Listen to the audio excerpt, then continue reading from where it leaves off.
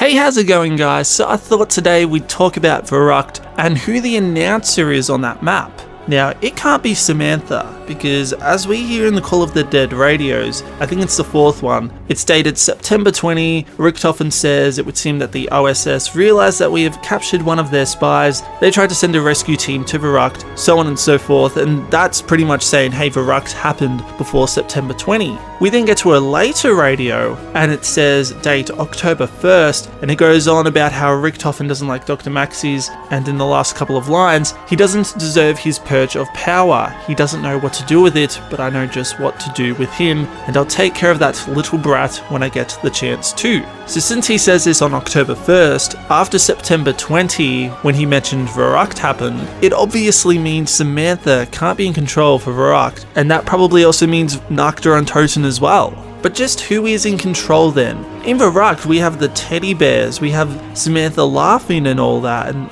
her demonic announcer voice. Well, the real answer is that Samantha didn't exist back then when they made Verrückt. So all those things were just put in for a cool kind of creepy effect, you know, to give you that unsettling feeling. But of course, as per Zombies tradition, everything has to connect up somehow. And so I think the answer may lie in Black Ops 3. Now, Black Ops 3's announcer and the eye colour is a bit of a clusterfuck. It's not as simple as World at War to Black Ops 2's one. From Shadows of Evil to Zetsubu no Shima, we get the yellow eyes, you know, you think it's Samantha. Fire sale music even indicates that it's her, but in The Giant, Richtofen states that he knows that it's not Samantha. He knows that someone's trying to copy her, or that it's not really her. We then see, of course, in Gorod Krovi and Revelations, the eye colour has turned red, and it appears that it's the Shadow Man who's in control of the zombies. Shadow Man and the Apothecans. He talks about his vast army, and also he can control the Panzer Soldats, which are just zombies in armour.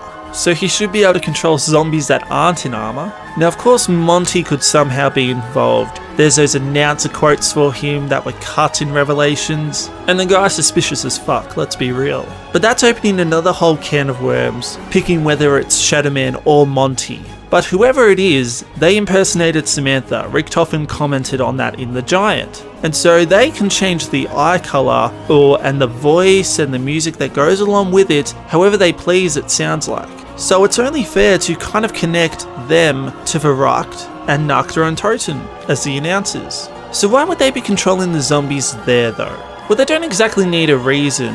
For the earlier games, we thought that the zombies were kind of like an isolated incident at that location, and then it just kind of all stopped. But as we heard with Revelations, you know, with 5 and Call of the Dead, those characters pretty much died. This wasn't just like a thing where they fought them for a couple of hours and then won. So it may have just been zombies acting like zombies. But also for another way for Shadow Man is he was in contact with Richtofen. He may have taken care of threats to Richtofen in a sense, like, oh, these soldiers are messing with Group 935, which Richtofen works at, or, you know, it's indirectly messing with him. So he decided to command the zombies there.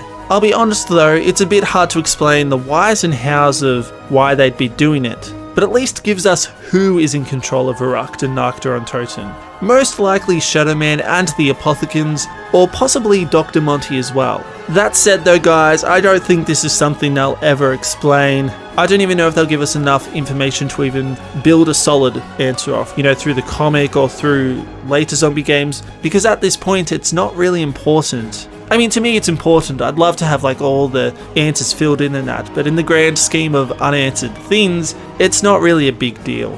But there you go, Samantha can't be the announcer, and so that's why I think it's Shadow Man and the Apothecans, or possibly Dr. Monty. But what do you think? Let me know down below, and I'll catch you guys later. Cheers!